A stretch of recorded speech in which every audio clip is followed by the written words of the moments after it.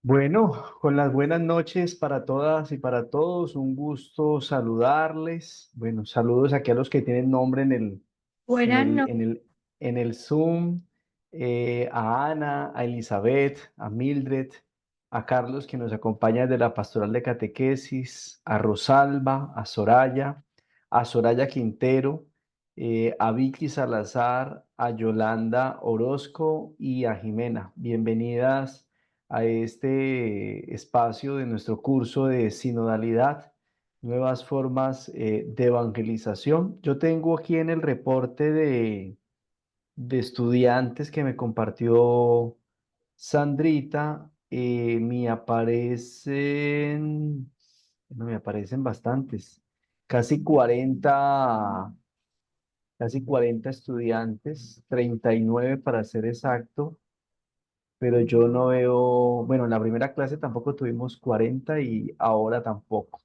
Pero bueno, vamos entonces a iniciar nuestra segunda sesión. Quedará aquí la grabación para los compañeros que luego se puedan unir viendo el espacio grabado y también pues invitar desde ya a los que van a escuchar la grabación o van a verla, recordarles que nos encontraremos el próximo sábado, que ya es 19 de octubre en las instalaciones del CAE para continuar con el desarrollo de nuestra tercera sesión. Recordemos que este es un curso que estamos trabajando en 4 momentos, ¿sí? El nombre es Sinodalidad, Evangelización para Tiempos Nuevos. Lo hemos organizado en 4 sesiones. La primera la tuvimos ya el pasado 5 de octubre, donde hablamos sobre los fundamentos bíblicos de la sinodalidad. Es decir, ¿qué dice la Biblia sobre este aprender a caminar juntos? Pusimos ejemplos, vimos radiografías, acciones eclesiales de las comunidades, tanto del Antiguo como del Nuevo Testamento. Hoy, nuestra segunda clase, que es la que correspondía al sábado 12 de octubre, vamos a trabajar la sinodalidad en la eclesiología del Concilio Vaticano II, especialmente a partir de dos conceptos que son claves en el concilio. Uno, el concepto pueblo de Dios y dos, todo lo que tiene que ver con los ministerios en la iglesia. Esos dos temas, diríamos, son la columna vertebral de lo que fue toda la eclesiología del Concilio Vaticano II. Para eso yo quiero también compartirles luego de esta sesión un artículo que tuve la posibilidad de escribir con un compañero de la Universidad Católica de aquí de Cali, y que fue publicado en la revista de Cuestiones Teológicas de la Pontificia Universidad Bolivariana de Medellín, y un texto de un autor brasilero sobre la sinodalidad en el Papa Francisco, o cómo se entiende desde allí. Entonces hoy vamos a trabajar esta segunda sesión, la sinodalidad en la eclesiología del Concilio Vaticano II, a partir de esos temas coyunturales, pueblo de Dios, y ministerios en la iglesia. Ya luego el sábado nos veremos para mirar nuestra tercera sesión, un poco para mirar la perspectiva pastoral sobre la sinodalidad en el magisterio de Francisco, y ahí ese segundo texto que les señalaba que les voy a compartir mañana. Y finalmente, pues algo sobre integración y reflexión sobre la evangelización en tiempos nuevos a partir de lo que este curso nos está proponiendo sobre sinodalidad. Bueno, con ese panorama claro, digamos ya en la ruta en la que nos estamos moviendo desde el pasado 5 de noviembre, los invito para que encomendemos este encuentro de estudio, de reflexión en las manos del Señor.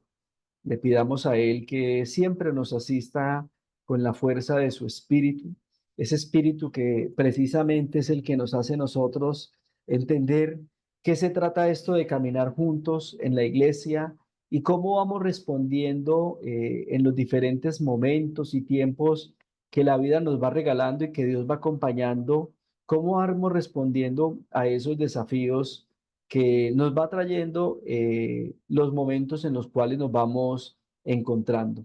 Que sea el Señor Jesús que con la fuerza de su Espíritu, ese Espíritu de Dios que anima y acompaña a todos los bautizados que nos juntamos o caminamos juntos en esta iglesia particular de Cali, pues que nos siga acompañando e iluminando en este proceso formativo. Amén. Bien, pues como les decía entonces, nuestro segundo tema, la sinodalidad en la eclesiología del Concilio Vaticano II, pueblo de Dios y ministerios en la iglesia. Como lo señalé en el primer día, y haciendo un poquito de recuento, porque la idea de pronto no será irnos hasta las 10, sino hasta las 9:45, 9:50, 9:50 máximo. Lo recordaba yo en la primera sesión del 5 de octubre, un poco porque estamos hablando hoy de sinodalidad. El Concilio Ecuménico Vaticano II, como se llama, digamos literalmente el nombre del concilio, que se celebró entre el año 1962 y 1965, tenía tres finalidades. La primera, una finalidad pastoral, ¿sí? El Santo Padre en su momento, Juan 23, dio la necesidad de repensar los modelos de acción pastoral que teníamos en la iglesia hasta ese momento, una eclesiología o una concepción de la iglesia, es decir, una mirada eclesiológica que venía todavía desde el Concilio de Trento, ¿sí? Hacia el año 1542, 1545, que se desarrolló este concilio. Entonces, se vio la necesidad de hacer unas reformas en torno al asunto pastoral. Luego, una segunda finalidad, toda la reforma litúrgica, ¿sí? También veníamos con prácticas litúrgicas que venían precisamente desde el siglo XV, XVI, en las cuales pues se vio la necesidad de adaptar la experiencia cultural y litúrgica a las realidades de los continentes y sobre todo también de las lenguas y de los nuevos tiempos. Y tercero, la necesidad de decirle al mundo que la iglesia no está escondida detrás de los muros del Vaticano, viendo de pronto cómo el mundo se destrozaba a pedazos con lo que había sucedido con la Primera y Segunda Guerra Mundial, sino que la iglesia católica todavía podía decirle algo al mundo, todavía podía seguir anunciando el Evangelio de Jesús como novedad. Digamos que con esas tres finalidades se promueve el Concilio Vaticano II. Yo tendría que señalar que en cuanto a lo que tiene que ver con el asunto de la reforma litúrgica, la Arquidiócesis de Cali y la Iglesia del Valle del Cauca fue pionera en responder a estos desafíos, porque era un desafío lo que proponía el concilio en términos litúrgicos. Hay estudios muy interesantes que reivindican un poco esta postura. Hay una investigación o hay un investigador que tiene la Universidad del Valle aquí en Cali que ha trabajado bastante el tema de la iglesia caleña y la iglesia vallecaucana. Con él tuvimos la posibilidad de hacer un libro sobre lo que ha sido la acción pastoral de la iglesia caleña y vallecaucana. Desafortunadamente, pues por procesos editoriales no ha visto la luz, pero esperamos que pueda también ser un aporte precisamente a esto.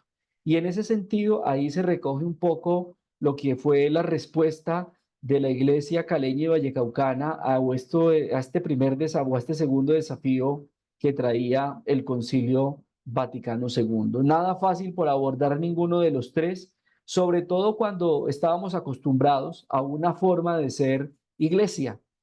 5 siglos respondiendo a una misma dinámica y proponer un cambio en la mitad del siglo XX, pues implicaba sin duda alguna unos cambios. Algunos dicen que de pronto por eso fue que se demoró tanto el magisterio en responder a los desafíos del concilio, porque no era nada fácil.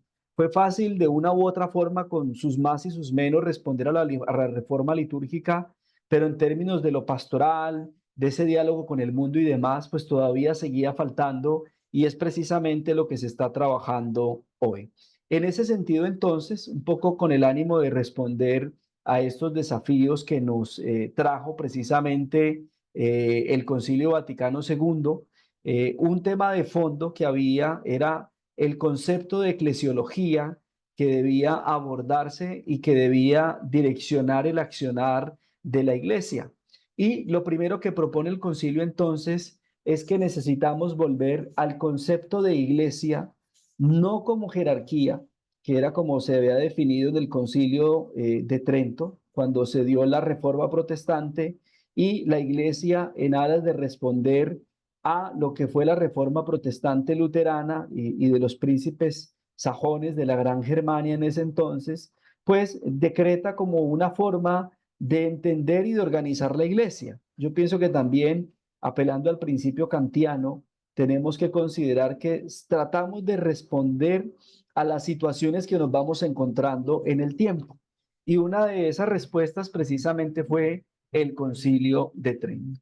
Entonces, ¿qué se definió en Trento? Bueno, la iglesia como una organización o una estructura, aunque a veces nos cuestan esos términos o esas definiciones, pero en esencia se habló de una organización, una estructura piramidal, jerárquica, fundamentalmente, y el concepto de pueblo de Dios pues no estaba muy presente, o cuando se hablaba del pueblo de Dios se refería inmediatamente a la dimensión jerárquica o eclesiástica.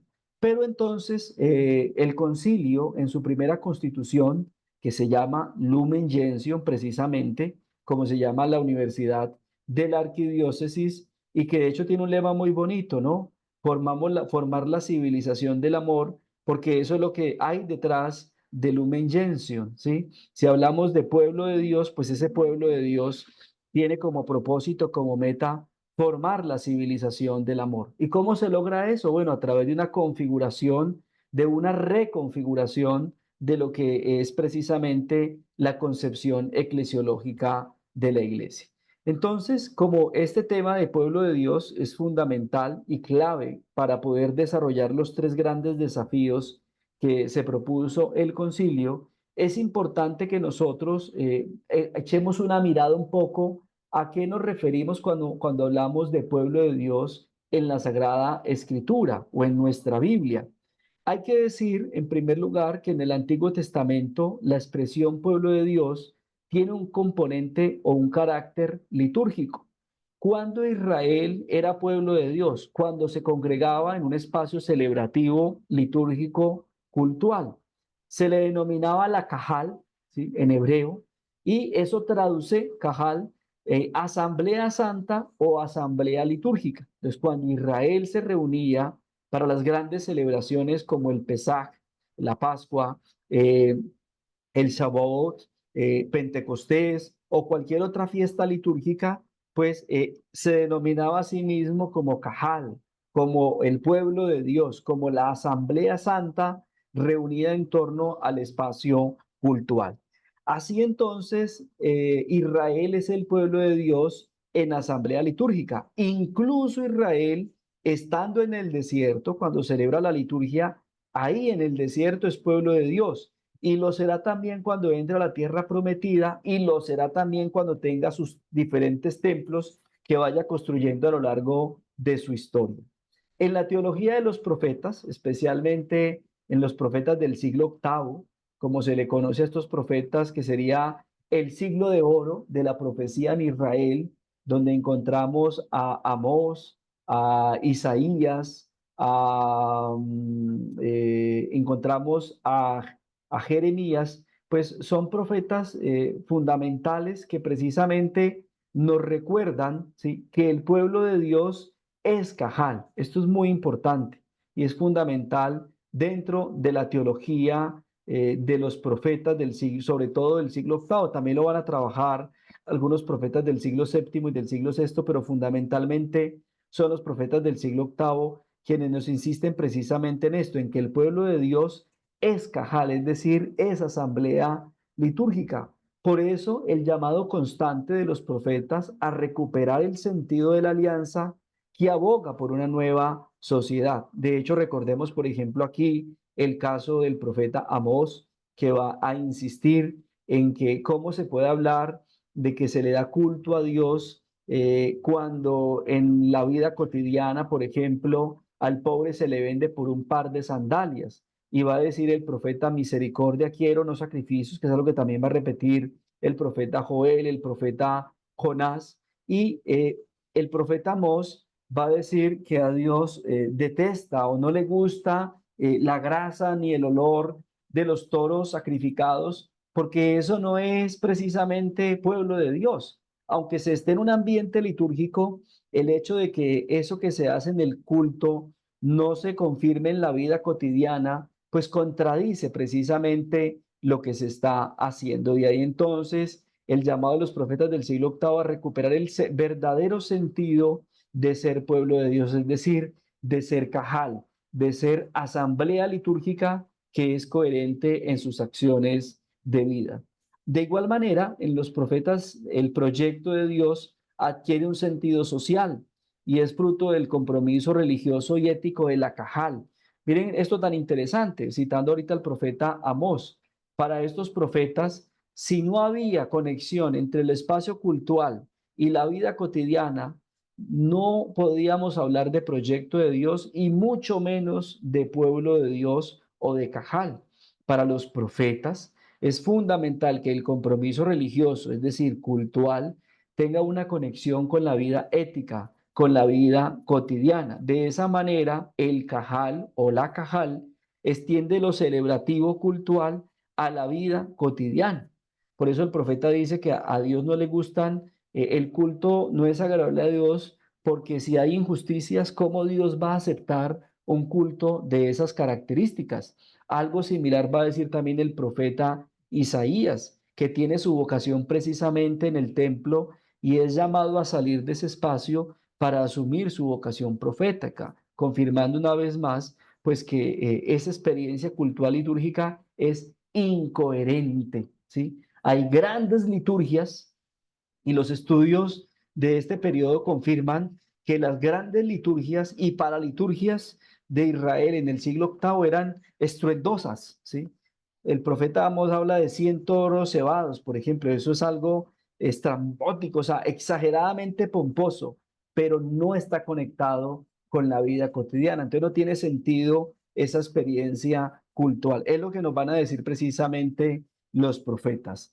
Termino diciendo entonces que el profeta, el pueblo de Dios, la Cajal, está llamado a ser ejemplo ante otros pueblos de su actuar ético. Eso es lo que va a terminar diciendo el profeta Isaías. Si Israel se convierte y logra unir su experiencia cultural a su vida cotidiana, se va a volver referente para otros y los otros pueblos lo van a mirar con agrado y de esa forma muchos vendrán de oriente y de occidente a traer regalos, a traer ofrendas al Señor de Israel para agradecerle por el ejemplo que es precisamente ese pueblo. De hecho, ese es un cántico que solemos presentar en nuestras liturgias el día de los Reyes Magos o la visita de los Reyes que celebramos el primer domingo del mes de enero. Es un poco recordando al profeta Isaías que nos insiste precisamente en la necesidad de conectar una cosa con la otra. En el Nuevo Testamento, cuando hablamos de pueblo de Dios, nos referimos a la comunidad reunida en la eclesía, ¿sí? Es decir, en la iglesia. Cuando Pablo crea o funda las eclesías, recordemos que este es un término prestado del mundo grecorromano. Las eclesías eran las asambleas políticas y litúrgicas que los griegos y los romanos celebraban, donde se daba honor y reconocimiento al emperador y también se tomaban decisiones políticas importantes para el imperio. Bueno, en el caso de Pablo y las comunidades primitivas, cuando hablamos de las eclesías, nos referimos a las asambleas litúrgicas, aunque el término, el origen del término es griego, es asamblea de hombres libres y tiene un carácter político, como les señalaba ahora. Ahora bien, cuando Pablo decide el término para aplicarlo a las comunidades o a las iglesias que él funda, está dando un doble carácter a la reunión de los bautizados, porque ¿quiénes son los que participan en las eclesías según Pablo? Aquellos que han sido bautizados. De esa manera, entonces, nuevamente el pueblo de Dios, reunido en la asamblea litúrgica, adquiere un carácter litúrgico ese espacio y al mismo tiempo un carácter político. ¿Por qué? Porque en las eclesías romanas, grecorromanas, también se tomaban decisiones políticas. De hecho, por eso Pablo va a insistir en Filipenses 3:20, hablando de la ciudadanía del cielo, refiriéndose precisamente a esa nueva ciudadanía que se empieza a gestar en estas eclesías. O también podríamos decir este nuevo pueblo de Dios que empieza a formarse en ese espacio. Litúrgico, porque los bautizados reunidos en Asamblea Santa forman el pueblo de Dios. Y político, porque esos bautizados son diferentes y diversos. Recuerden que Pablo, una novedad que incluye Pablo en las eclesías, es que en las griegas romanas solo participaban los hombres libres, los que tenían la ciudadanía romana.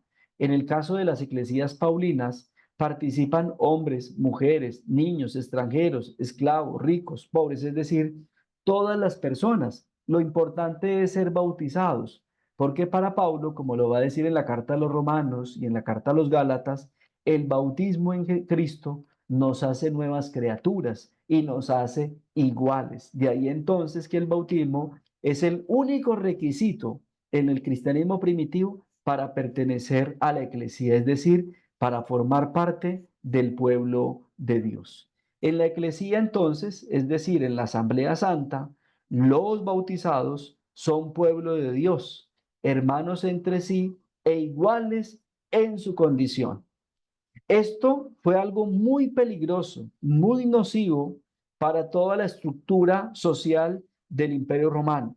Quiero recomendarles aquí un artículo que recientemente publiqué en una revista que se llama Ciudadanía del Cielo, precisamente un estudio de Filipenses 3:20. Ese artículo lo pueden encontrar en la revista RIBLA, Revista de Interpretación Bíblica Latinoamericana, número 94. Vale la pena, no porque lo haya escrito, sino porque precisamente nos cae bien en este momento del curso en el que nos encontramos. Entonces, vamos a hacer una síntesis rápida de lo que hemos compartido hasta aquí. Disculpe, Pueblo de Dios, ¿sí, Ana? solo un segundo. Esos datos, ¿será que me los puede escribir en el chat? Sí, sí, sí. No lo alcanzo a anotar, gracias. Listo. Ahorita les busco el enlace y se los comparto de una vez para que lo puedan descargar. Dale. Perfecto, gracias. Gracias, Ana. Bueno, en síntesis, pueblo de Dios es igual a asamblea litúrgica, por lo que hemos visto tanto en la Cajal del Antiguo Testamento como en las eclesías, en lo que hemos definido de Pablo. Ahora bien, desde la Sagrada Escritura entonces hallamos el doble carácter del pueblo de Dios. Por un lado, litúrgico, ¿sí? En el caso, por ejemplo, entonces del mundo judío, la circuncisión, quienes formaban parte del pueblo de Dios, los judíos que eran circuncidados y a través de ellos sus esposas y sus hijos y sus familias, y en el mundo cristiano a través del bautismo. Y este espacio posibilitaba la generación de vínculos fraternos y buenas relaciones humanas, basadas especialmente en el servicio a los demás. De hecho, esto es lo que va a dar origen a los ministerios luego en la iglesia. Cuando nosotros decimos que yo tengo un ministerio en mi comunidad, ay, ¿cuál es tu ministerio? No, yo soy ministro de la palabra, yo soy ministro de la comunión, ¿sí? Yo soy ministro del canto, de la música, de la alabanza, o yo soy ministro de la liturgia, porque también los hay, ¿sí? Cada vez incluso vemos que hay más abundancia de eso. Entonces, se generan vínculos de fraternidad, que es lo que suele pasar en nuestros espacios cultuales, ¿no?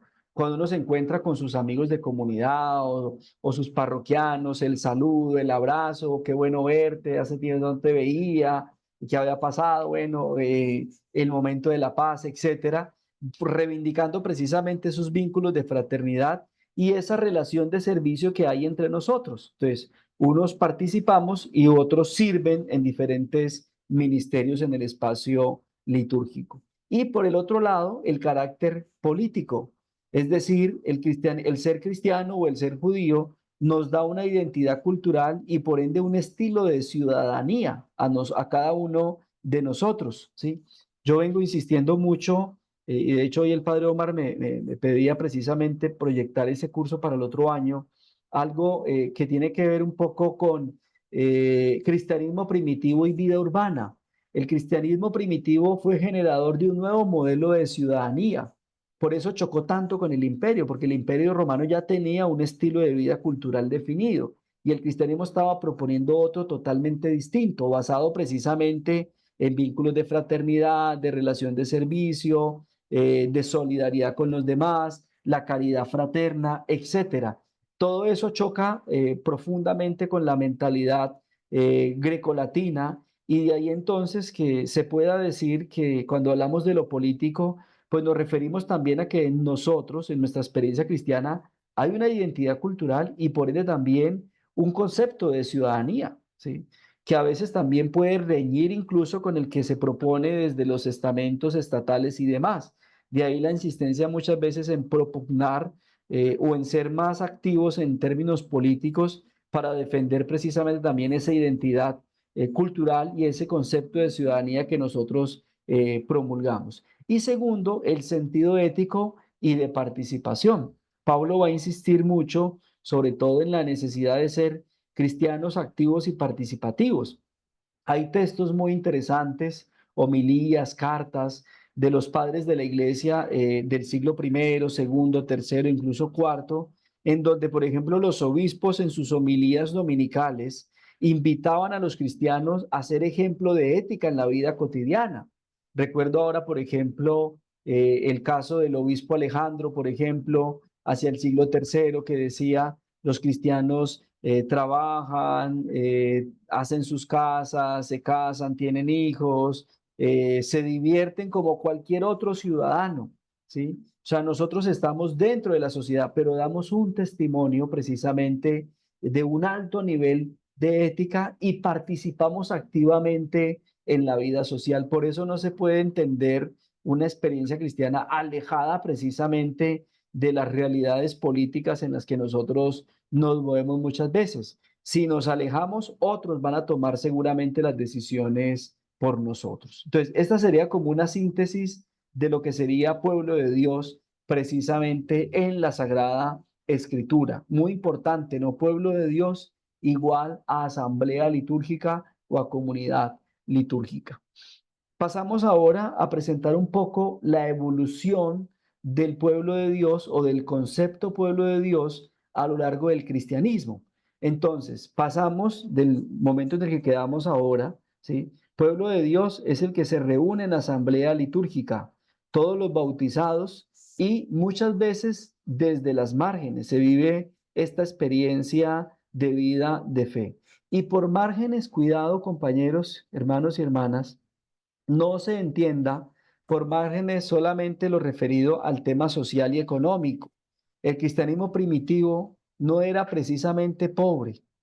Es claro que los estudios sociológicos del siglo primero al cuarto han podido demostrar que muchos cristianos de la era primitiva eran bien acomodados, tenían una buena posición social.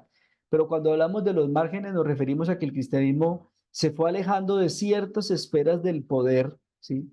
Porque no compartía o no comulgaba precisamente con ese proyecto de ciudadanía y se alejó, pero no si eso, a eso nos referimos como márgenes, pero no significa que lo marginal obedezca precisamente a asuntos económicos. Entonces, en primer momento, asamblea litúrgica, luego fieles y ministros ordenados. Se entendió entonces que el pueblo de Dios, sobre todo cuando llegó la romanización del cristianismo, lo que se dio a partir del siglo IV con la conversión del Imperio Romano, e incluso podríamos decir que hasta el Concilio Vaticano II se entendió por pueblo de Dios precisamente esto que confirmó el Concilio de Trento.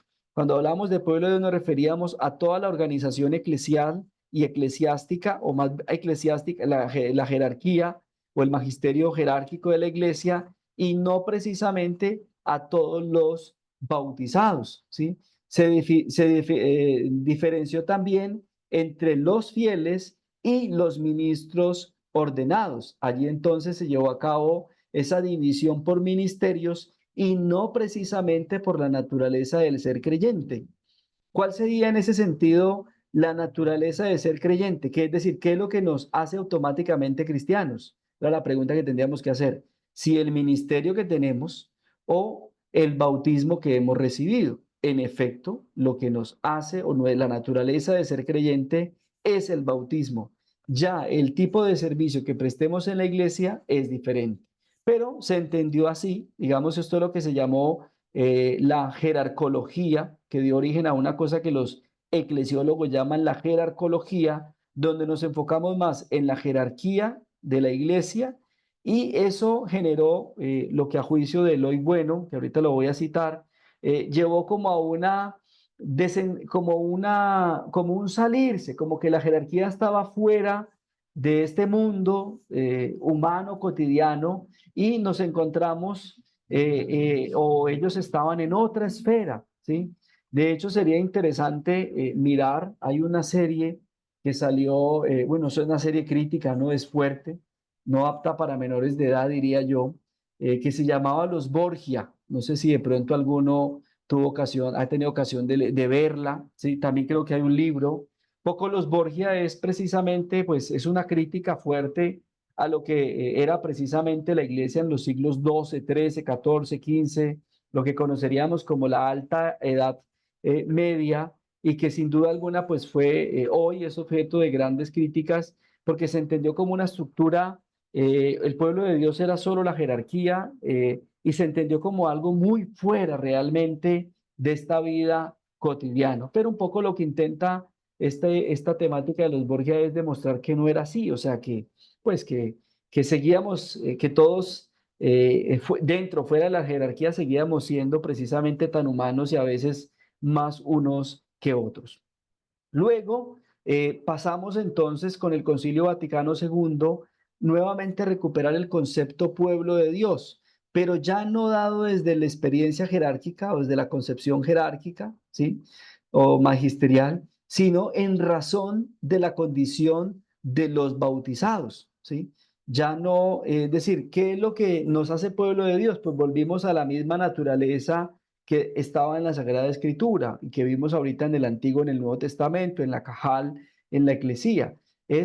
Por ser bautizados, nosotros ya hacemos parte del pueblo de Dios. El Espíritu de Dios está en nosotros. Y esto es muy paulino, ¿sí? Cuando leemos carta a los Romanos y Gálatas, por ejemplo, Pablo insiste que en Cristo, por el bautismo en Cristo, somos nuevas criaturas. Pablo va a decir una cosa sencilla, y pero muy profunda, y que confirma su desvinculación rotunda con el judaísmo.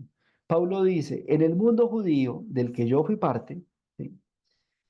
Uno se hacía justo o santo, justo y santo es casi lo mismo para el mundo judío, por el cumplimiento de la ley. La ley era la que nos justificaba, dice Pablo. Pero dice Pablo, pero aunque uno quisiera justificarse a sí mismo por sus propios méritos, no era posible. En cambio, en Cristo, ¿sí? En Cristo, nosotros somos verdaderamente justificados. Por tanto, entonces, el bautismo nos hace nuevas criaturas. Es decir, el bautismo en Cristo, que nos da el Espíritu, nos capacita para la fe y para anunciarla a otros y pasar a empezar empezar a vivir una nueva vida en Cristo. Esto es lo que se conoce como el sensus fidelium, es decir, cada cristiano que se llame cristiano por el bautismo está capacitado para la fe. Y muchas veces, queridos hermanos y hermanas, no tanto por lo que sepa, por el conocimiento que se tenga, sino por la forma, por la capacidad que tenga de vivir la fe y de abrirse al Espíritu de Dios que lo habita, porque eso es lo que dice Pablo, que es lo que nos justifica, ¿sí? El bautismo en Cristo que nos hace nuevas criaturas.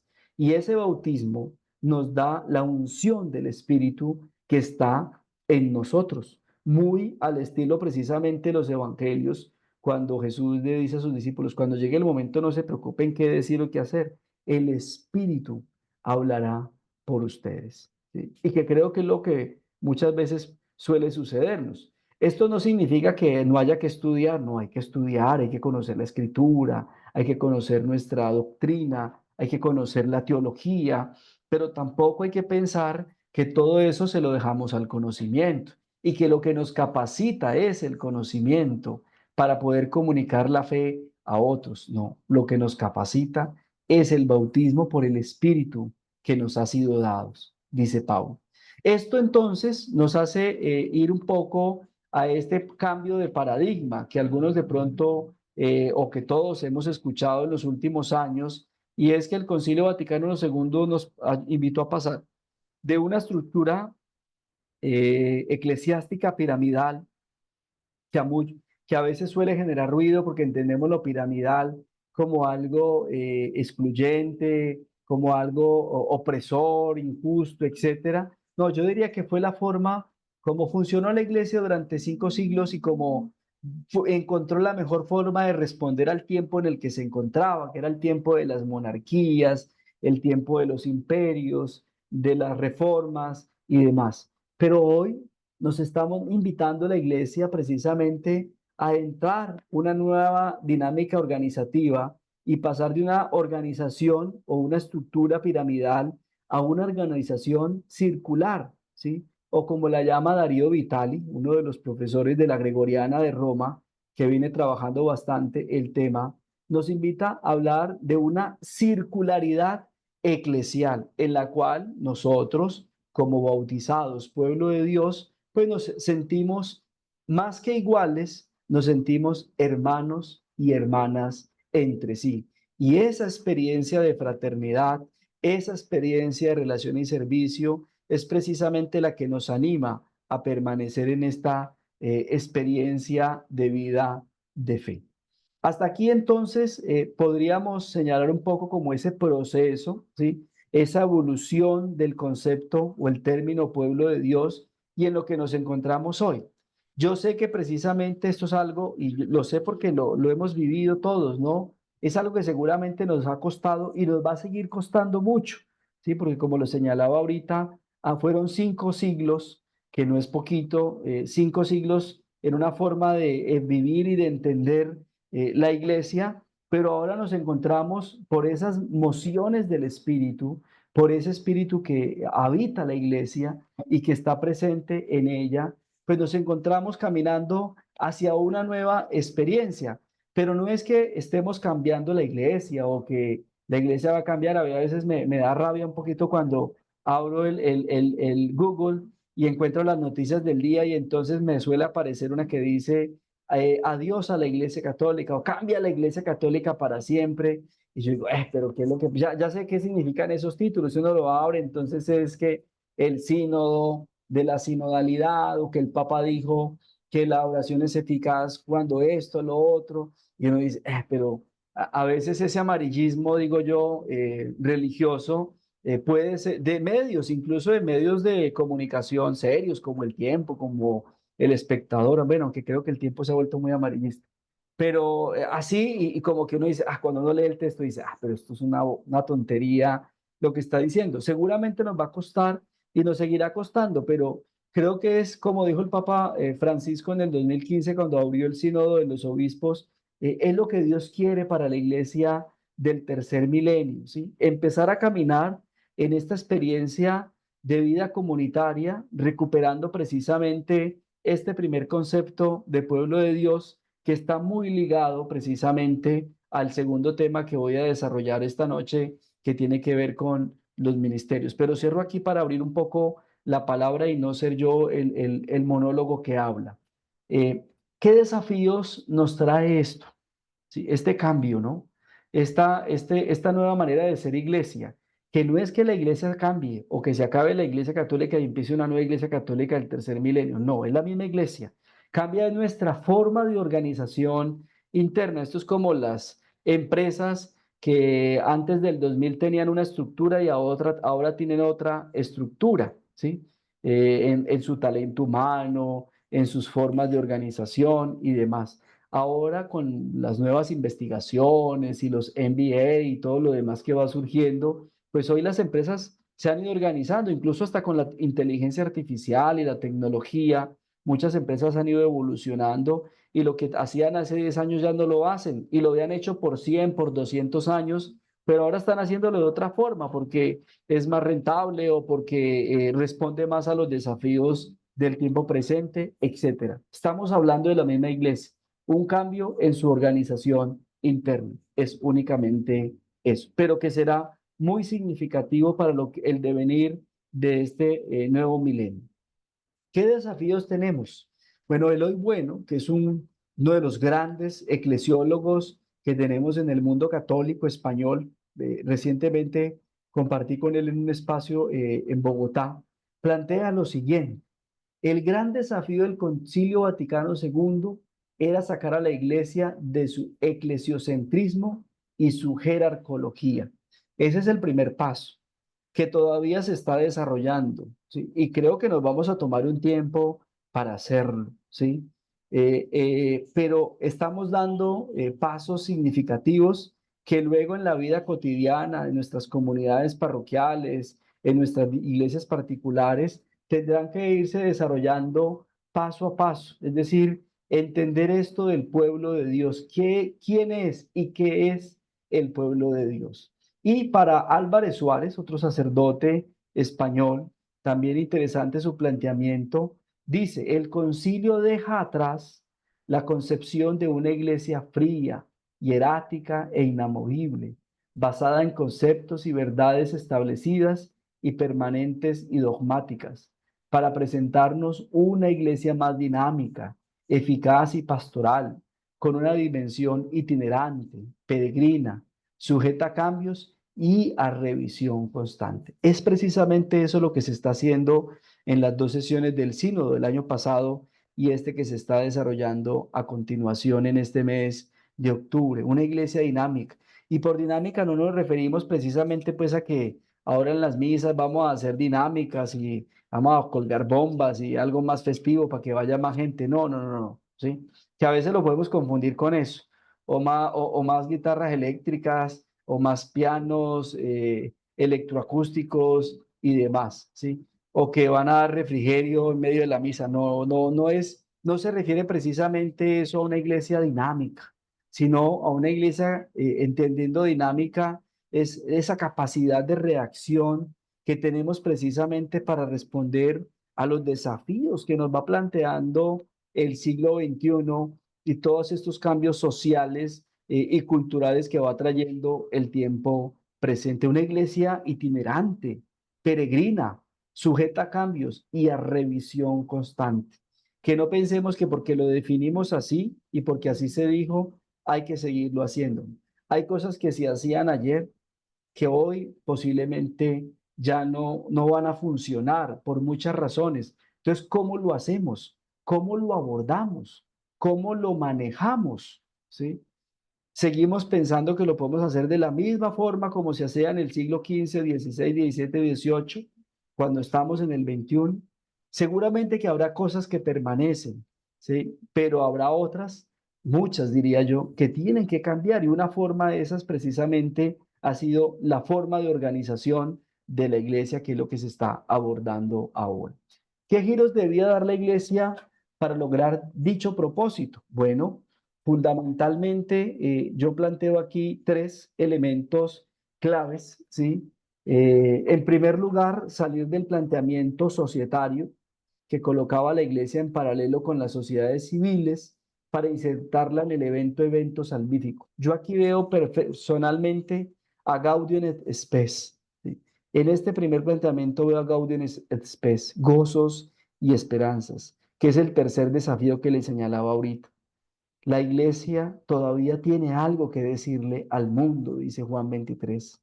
No somos un montón de clérigos encerrados en unas paredes de mármol, ¿sí? Que no quieren entrar en contacto con el mundo ni darse cuenta de lo que está sucediendo. No, todavía tenemos algo que decirle al mundo, ¿sí? Gaudium et Spes es ese clamor de la iglesia por decir, aquí estamos, podemos hacer algo, tenemos algo todavía que comunicarle al mundo, la buena noticia de Jesús, que ya pasaron 2000 años, pero que sigue siendo vigente hoy. Segundo, dejar de girar en torno a la jerarquía, ¿sí? Porque es claro, ¿no? Si tuvimos 5 siglos, ¿sí? O hemos tenido, porque yo no puedo decir que ya lo hemos superado, ¿sí? O que ya lo hemos implementado como tal, ¿sí? Eh, si tuvimos 5 siglos de jerarquía, de estructura, o todo el concepto de pueblo concentrado en la jerarquía, bueno, pues aprendimos precisamente a girar en torno a esa jerarquía, ¿sí? A nuestros hermanos presbíteros, a nuestros obispos y demás. Bueno, hoy, ¿sí? Es necesario precisamente movilizarnos hacia otra concepción. Y no es que vamos no estoy dándole aquí al tiempo un encabezado para mañana, ¿no? Adiós sacerdotes y obispos, no, ni mucho menos, no. Es que empecemos en esa nueva organización comunitaria, circular, como dice Vitali, reencontrarnos como comunión de todos los bautizados, enriquecida con los dones, con los carismas, con los ministerios de cada uno de nosotros dentro de la iglesia. Todos estos ministerios proceden de todos estos dones proceden de la dimensión mistérica de la iglesia de cara a la misión que ha de comunicarse al mundo y a la historia, ¿sí? Miren esto tan interesante, ¿no? Que será el segundo apartado o el segundo tema que vamos a proponer, ¿no? Eh, Reconocer la importancia de los ministerios de cada uno. Lumen Gentium 31 o 32, me disculpan ahí que me falle la memoria ya a esta hora y a esta edad, va a decir que el ministerio de cualquier bautizado, bueno, no digamos cualquier, los ministerios de los bautizados que no son ordenados es tan importante como el ministerio del obispo. ¿Sí? Es decir, el ministerio del catequista, del ministro de la palabra, del canto, o cualquier otro ministerio que haya en la iglesia con el cual sirvamos, es tan importante y tan delicado como el ministerio que tiene nuestro obispo o que tienen nuestros sacerdotes por ser sacerdotes. Es decir, esta es una forma de recuperar precisamente la ministerialidad de la iglesia, porque entendimos que ministros solamente eran los que se ordenaban, ¿sí? Así era como se entendía precisamente la eclesiología antes del Concilio Vaticano II. Y en efecto, ellos son ministros, ¿sí? El ministro, el que preside la Eucaristía, ¿sí? Pero celebramos todos. Esto también es un logro del Concilio Vaticano II con la reforma litúrgica. Todos celebramos, pero hay uno que preside, que en este caso es el ministro ordenado. Lo mismo que el ministerio episcopal. Pero también hay otros ministerios que ejercemos como bautizados en los que no somos ordenados, pero que también prestamos un servicio a nuestra comunidad. Recordemos que precisamente Benedicto XVI, en paz descanse, instauró precisamente el ministerio de los lectores, ¿sí? También del acolitado para los laicos, porque antes se daba solo el ministerio del acolitado solamente a los que iban a ser sacerdotes, pero ahora también un laico también puede ser acólito y recibirlo como ministerio, ¿sí? Como ministerio. Esto es muy importante señalarlo. ¿Sí? El ministerio de la palabra, etcétera. Es decir, y Lumen Gentium nos va a decir, todos los ministerios de la iglesia son tan importantes como los de los hermanos que se han ordenado y ejercen ese ministerio. Eso significa precisamente dejar de girar en torno a la jerarquía. Me contaba una estudiante que tuve hace unos meses en un curso que estaba dando de animación bíblica de la pastoral. Ella es de Argentina y me decía, en mi diócesis, ¿sí? Yo soy ministra de la palabra y como ministra de la palabra predico también, me decía, predico entre semana o incluso los domingos y me decía, el domingo de Ramos, ¿sí? El obispo no pudo llegar, entonces el sacerdote tampoco pudo llegar porque iba a ir al obispo, sucedió una dificultad, entonces el párroco le dijo, pues tú eres ministra de la palabra, predica. ¿Sí? Porque el que tiene el ministerio de la palabra, que se ha formado para servir en ese ministerio, tiene también la potestad de predicar. ¿Sí? Y también me compartía hace poco un amigo sacerdote, estábamos en un curso en Chile, de Chile, y le decía, padre, bueno, ¿y usted es párroco? Sí, yo soy decano de la universidad tal, pero también soy párroco en tal. Y padre, ¿usted cómo hace si estamos aquí en fin de semana? Me dice, no, yo a mi comunidad, yo me vine desde el lunes, regreso el próximo lunes. Les dije, voy a estar una semana por fuera, están los ministros de la liturgia, los ministros de la palabra, de la comunión, y ahí encuentro litúrgico, no hay misa, porque pues no hay Eucaristía porque no está el sacerdote. Pero él me decía, ya mi comunidad está organizada con sus ministerios para que cuando no esté yo y no pueda darse la Eucaristía, la gente aún así venga en los horarios de las Eucaristías dominicales o de semana y pueda participar de la liturgia de la palabra, pueda comulgar con la palabra y pueda comulgar también con la voz, con la forma. Yo decía, padre, estupendo. Ustedes ya están aplicando el segundo desafío que tenemos en la iglesia, dejar de girar en torno. No llegó el padre, entonces no hay nada, se cerró todo. ¿Sí? No, pero venga, si esta comunidad tiene ministros, que debe tenerla, toda comunidad tiene que tener sus ministros ya eh, de la palabra instituidos, del acolitado, ¿sí? De la comunión. Y no, bueno, lo que pasa es que se les dice extraordinarios. Personalmente, me disculpan si lo he hablado con varios hermanos sacerdotes, pero ¿por qué se le dice extraordinario? ¿Sí? Es ministro de la comunión, porque el que es ministro de la comunión, esté o no esté el sacerdote, puede dar la comunión. Es un ministerio, ha sido instruido para ese ministerio. ¿Sí? Entonces, dejar de girar es precisamente esto. Si no está el padre, el sacerdote, no hay nada, ¿no? Si hay ministros y ministras, tiene que continuar la celebración de la fe. Tercero, consolidar una nueva ruta pastoral, que en eso precisamente se encuentra ahora también el sínodo, en este momento, los padres y madres sinodales, para poner a la iglesia en el contexto de lo que está ocurriendo en el mundo. Y para lograr eso era necesario que la iglesia saliera de su concepción de dominio y superioridad que le había caracterizado desde los tiempos de la contrarreforma o incluso antes. Hemos entendido precisamente esto. Yo creo que una de las cosas muy bonitas y muy heroicas que hizo el Papa Benedicto XVI fue precisamente sacar a la luz todo lo que tenía que ver con los abusos. Nadie lo había querido hacer y lo hizo. Y le costó mucho. ¿Sí? Sus biógrafos hablan de lo que le costó esto a Benedicto XVI, hasta el punto de más bien hacerse a un lado. Pero algo que también ha continuado Francisco, es decir, ya reconocemos como iglesia que no somos intocables, que nos hemos equivocado, que se han cometido abusos, errores y que hay que reconocerlos. Y la iglesia, de hecho, por eso ha implementado el protocolo de todo lo que tiene que ver con medidas de protección y todo lo que tiene que ver contra el abuso. Hoy, en este momento, ninguna entidad de la iglesia en el mundo te ofrece una ayuda que tú le pidas si no le constatas que tienes implementado en tu diócesis, en tu arquidiócesis o en su institución el protocolo contra todo el tema de abuso. Y en eso hemos reconocido eso. No somos intocables, somos humanos. Lo que nos pedía precisamente el concilio, nos podemos equivocar, pero de esas equivocaciones aprendemos. Decía un sacerdote dominico, que se me olvida el nombre ahora, estos días siguiendo el sínodo en Roma, decía, escuchamos para aprender, ¿sí?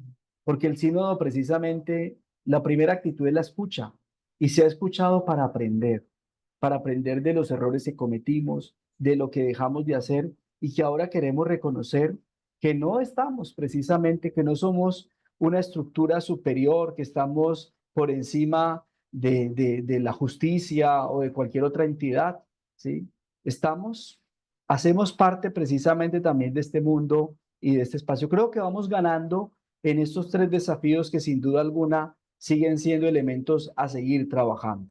La nueva eclesiología entonces del concilio pone en contexto a la iglesia y la invita a ocuparse de las realidades que viven los hijos de Dios en el mundo, como por ejemplo los abusos, el sufrimiento, la pobreza y demás. De ahí que es preciso responder a las situaciones urgentes de cada lugar.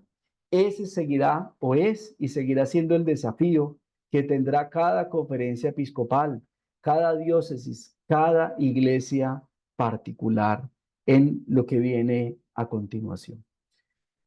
Bueno, pues no sé, yo quisiera hacer una pausa hasta aquí y escucharlos, no sé qué, bueno, qué piensan ustedes, un poco qué inquietudes o que también qué dudas van surgiendo o reflexiones que podamos precisamente seguir compartiendo. Sí, ¿me escuchan? Sí, sí, sí, te Ah, bueno, escuchamos, sí. Soraya. Sí, en el segundo ítem, cuando hablábamos ya que la iglesia es un pueblo de Dios y pasamos de una iglesia jerárquica a una iglesia circular, que es lo que, Ujú. que estamos viendo en el punto B, Entonces, estamos diciendo que en un momento los ministros pueden ejercer eh, momentáneamente actividades cuando no está el párroco, pero eso no hace que precisamente se va perdiendo, pues ya si vamos a ver que es una iglesia circular, se va perdiendo como la autoridad del párroco. De hecho, hasta lo mencionaba del mismo obispo. O sea, no es como ir debilitando precisamente todas estas que para nosotros son como esa figura de enviados de Dios.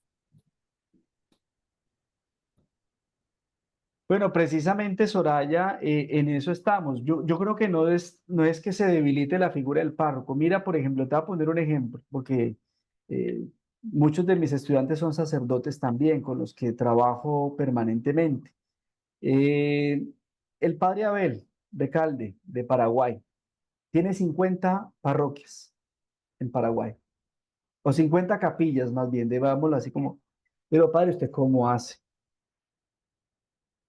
Y me dice, pues John Freddy, es que en cada comunidad está organizada precisamente. ¿Sí? Yo visito una vez al mes cada comunidad, pero ellos se reúnen cada 8 días, semanalmente, como debe ser, ¿no?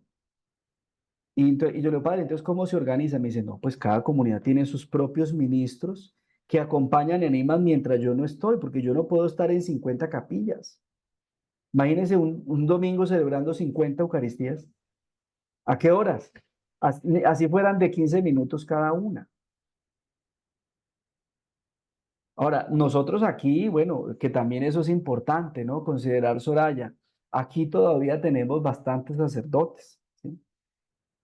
Digo bastantes porque hay déficit también, pero aquí todavía nos damos el lujo de tener en Cali, no sé, unas 200 parroquias, puede haber en este momento más o menos. Hay parroquias que todavía tienen vicario, pero si vamos a otras regiones y a otros países, incluso cercanos a los nuestros, no hay una cantidad de sacerdotes y hay muchas comunidades.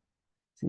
Entonces, mientras el padre no puede estar, porque no puede estar, es que no podría. O sea, ¿cómo se divide para atender 50 capillas en domingo? Comunidades. No puede. Entonces, que esas comunidades se queden, ahí vienen los ministros, porque si estamos hablando de una iglesia, precisamente pueblo de Dios, en el que por el bautismo estamos capacitados para el anuncio de la fe, para compartir a otros, y por el Espíritu que nos habita, precisamente nosotros estamos capacitados para anunciar esa fe, asumir el ministerio que la iglesia nos llama a servir, que en este caso puede ser el del acolitado, el del lectora, el de la palabra, el de la comunión. Mi pregunta sería, ¿dejamos entonces esa comunidad hasta que el padre pueda ir? ¿Que se reúna cuando el padre pueda ir? O por el contrario, si lo hacemos y nos reunimos cada 8 días, como me decía el padre Abel en Paraguay, como él hay muchos en Latinoamérica y en otras partes del mundo, o por el contrario, si más bien la comunidad se reúne cada 8 días, aunque no esté el sacerdote y celebra la palabra, escucha la palabra, comulga con la palabra y comulga con la forma por los ministros que hay, ¿sí? ¿Eso le quita autoridad y reconocimiento al sacerdote como ministro? Es una pregunta que tendríamos que hacernos, ¿no? Porque finalmente, como bautizados, somos colaboradores, ¿sí? Somos colaboradores todos y todos somos responsables de la comunidad. La comunidad es responsabilidad de todos los que hacemos parte de ella. La parroquia es responsabilidad de todos nosotros. Descanse, madre. Entonces, lo que pasa es que de pronto aquí nosotros, y creo que en Colombia todavía estamos muy ligados al espacio de la parroquia, ¿sí? Donde todo se concentra, pero en muchas partes de Latinoamérica, se los digo, he tenido estudiantes de todo el continente, sacerdotes, muchos, la parroquia es la madre, sin duda alguna, y está la parroquia porque está el párroco, pero fuera de la parroquia hay muchas comunidades o capillas organizadas con sus ministerios y que celebran y comparten y en momentos especiales o los domingos, si así aplica, luego todas van a la parroquia y se encuentran también para celebrar junto con su párroco.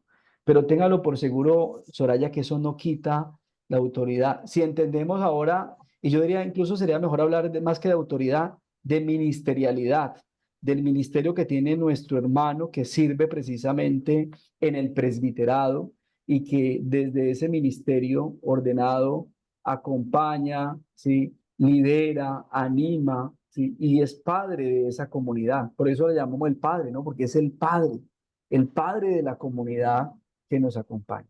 No sé si de pronto eso, Soraya, te diga algo. Profe, pero también nosotros como comunidad todavía estamos muy encerrados en la presencia del sacerdote, porque nosotros aquí en la comunidad, yo vivo acá en Villagorgona, en Candelaria, cuando el padre va a sus retiros espirituales, él siempre nos deja encargados a los grupos pastorales hacer la liturgia de la palabra, porque pues él no va a estar en la semana y pues entonces no se puede cerrar el templo porque él no está. Entonces hacemos, digamos, esa labor que usted hace, que usted nos está comentando, pero la comunidad no asiste porque no está la Claro. presencia del sacerdote. Entonces es como también esa forma de educación de la comunidad, de que si no está el sacerdote, nosotros también estamos en esa capacidad porque la mayoría pues nos estamos capacitando, ¿sí? Por ejemplo, esto que hacemos nosotros es una forma de nosotros de capacitarnos y poder hablar con mayor firmeza y dar ese anuncio. Pero como le digo, la comunidad, si van 10 es mucho, porque no ven esa Sí. presencia del sacerdote allí como tal y pues dicen, no, estos que van a saber, sí, yo pienso eso, ¿no? Que la gente dirá, pero estos que van a tener el conocimiento que tiene el sacerdote. No, o incluso no el conocimiento, sino más bien, no, un poco lo que decíamos ahorita de pronto de cómo hemos entendido también el ministerio sacerdotal, ¿no?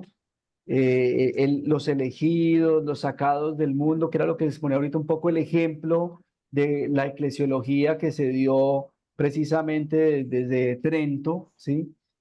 Allá, o sea, de acuerdo, yo que fui profesor de seminario 6 años y he sido profesor de religiosos que están en proceso y demás, seminaristas, tengo muy claro eso, sé en qué consiste precisamente.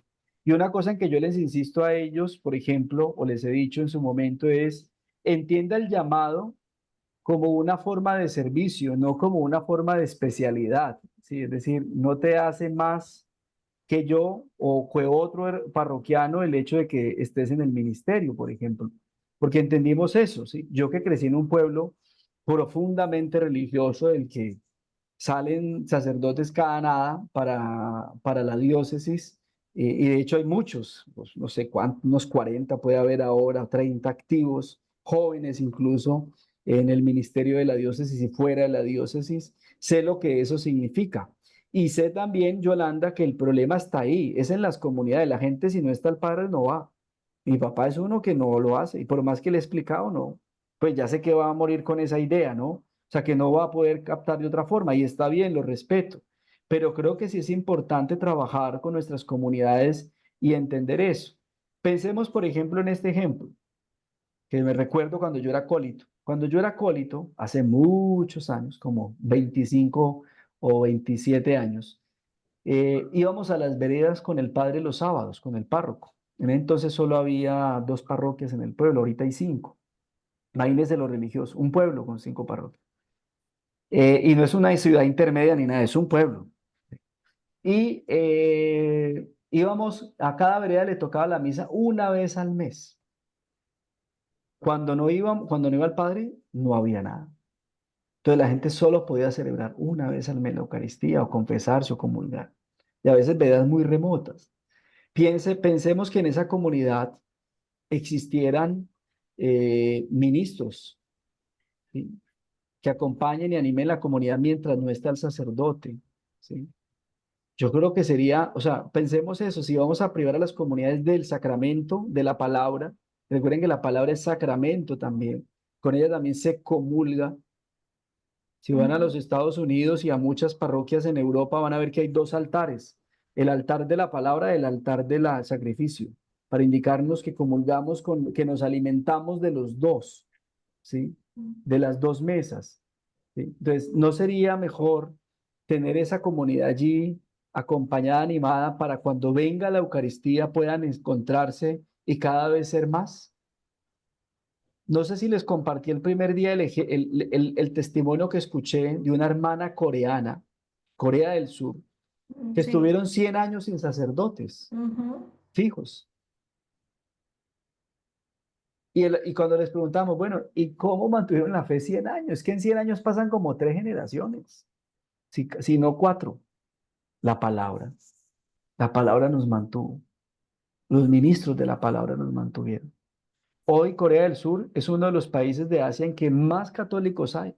Crece exponencialmente el número cada año de católicos animados por la palabra. Hoy ya tienen diócesis, parroquias, bueno, todo esto, pero durante 100 años no los tuvieron. Hay que trabajarle bastante en nuestras comunidades, sin duda alguna, ¿sí? Y esto no significa que el sacerdote, no estoy diciendo eso, no me vaya, porque si no, me regaña el obispo luego. No, estoy diciendo eso, no, ni mucho menos. Ni reemplazar al sacerdote, ni quitar su rol en la comunidad, sino es formar comunidades autónomas, que es un trabajo en el que me encuentro precisamente ahora, ¿sí? Trabajo nuevo que estoy haciendo, de escritura sobre la autonomía de las comunidades, sin perder la comunión eclesial. Tengo una pregunta.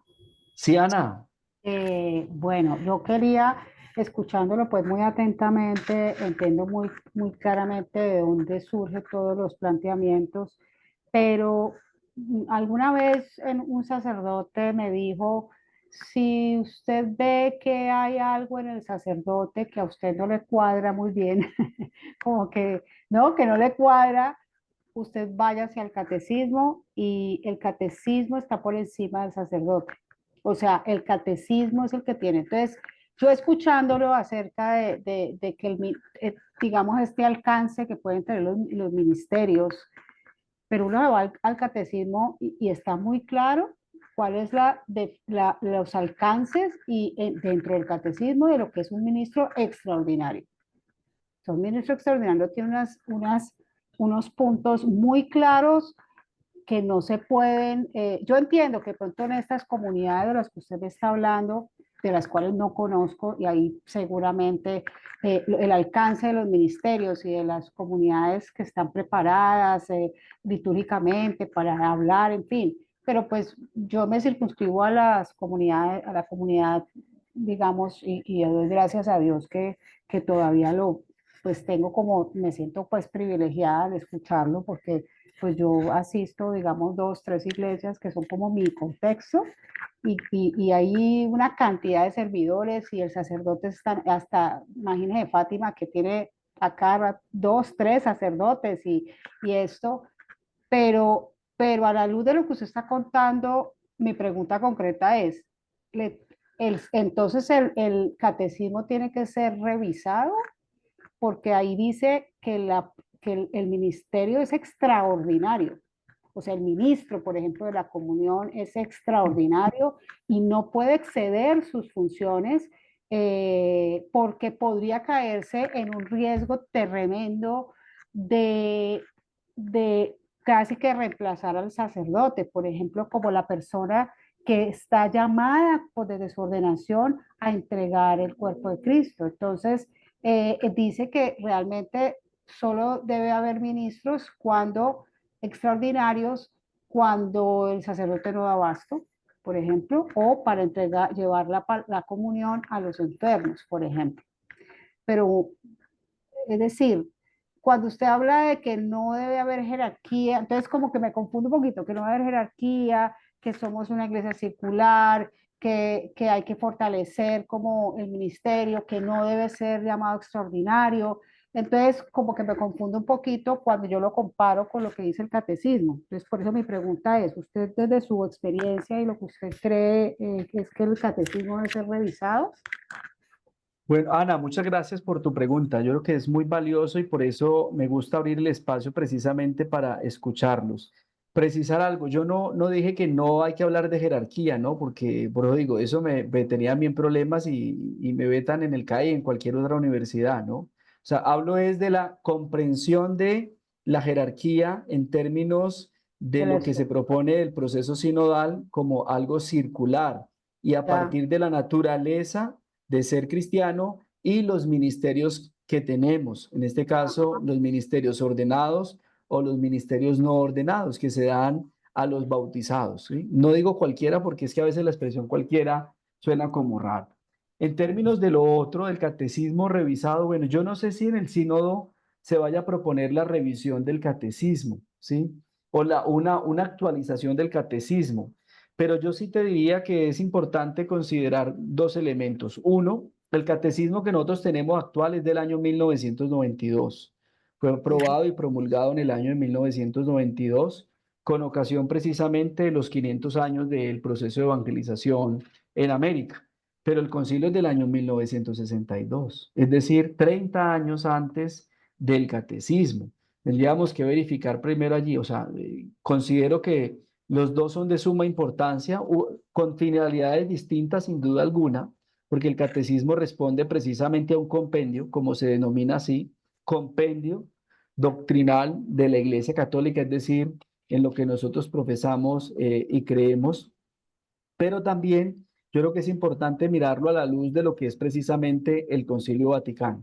No sé, te diría mentiras, debería consultarlo con amigos que tengo precisamente en este momento en el sínodo, si el catecismo, se ha dicho algo del catecismo y demás. Ahora bien, frente al tema del ministerio de los ministros extraordinarios, yo sé que el catecismo dice extraordinarios, Ana, lo sé muy bien, sino que yo digo, ¿por qué llamarlo extraordinario? ¿Sí? El riesgo de que pueda usurpar el rol del sacerdote no es posible, porque el sacerdote tiene un ministerio ordenado. No se podrá nunca usurpar ese ministerio, además porque tiene unas condiciones que pone el derecho canónico, ¿no? Célibe, bueno, que acoja la doctrina, la obediencia al obispo, etcétera, todo lo que se dice precisamente en la ordenación. Entonces, no podría usurparse en ningún momento el ministerio. Más bien, se instruye precisamente el ministerio, en este caso que tú citas puntualmente el catecismo, se instruye el ministerio del ministro de la Comunión Extraordinario precisamente para atender estas comunidades que no logran ser atendidas muchas veces, ¿sí? Ujú. De acuerdo a lo que tú dices, la realidad caleña puede ser muy diferente a la realidad de incluso Rural. de algunos lugares de Colombia, ¿sí? No nos vayamos hacia Argentina, que es un territorio sumamente extenso y tiene pocos sacerdotes, o Estados Unidos, que tiene un déficit de 3.000 sacerdotes, donde están teniendo que fusionar parroquias en los últimos 5 años. Un párroco atiende 3, 4 parroquias o cerrar incluso. La realidad nuestra aquí es muy distinta, pero aún así, de todas maneras, por los diferentes roles, diría yo, que tienen que asumir muchas veces los sacerdotes dentro de las diócesis o las arquidiócesis, o en sus roles incluso también laborales, porque muchos laboran como profesores, están al frente de entidades de la misma iglesia particular, pues a veces también el atender a todas las comunidades se hace complejo y difícil. Y si están los ministros, bueno, que pueden, o las ministras que pueden precisamente acompañar esto, hacer este servicio, yo no creo que de esa forma estén usurpando. Y yo no temería un reemplazo, ¿no? Ni mucho menos. Mira incluso lo que decíamos ahorita de la compañera de Villagorgona, es seguir atendiendo a la comunidad mientras a veces el sacerdote no está por las razones que sea o porque no alcanza, Ana, porque a veces definitivamente no se alcanza a atender todo. Y si estamos en una iglesia comunitaria, ¿sí? Una iglesia pueblo de Dios en la que los bautizados tenemos esa capacidad, en la que el Espíritu de Dios, el bautismo en Cristo nos ha capacitado para anunciar y compartir la fe, y además de eso hay algo de formación, pues mucho mejor.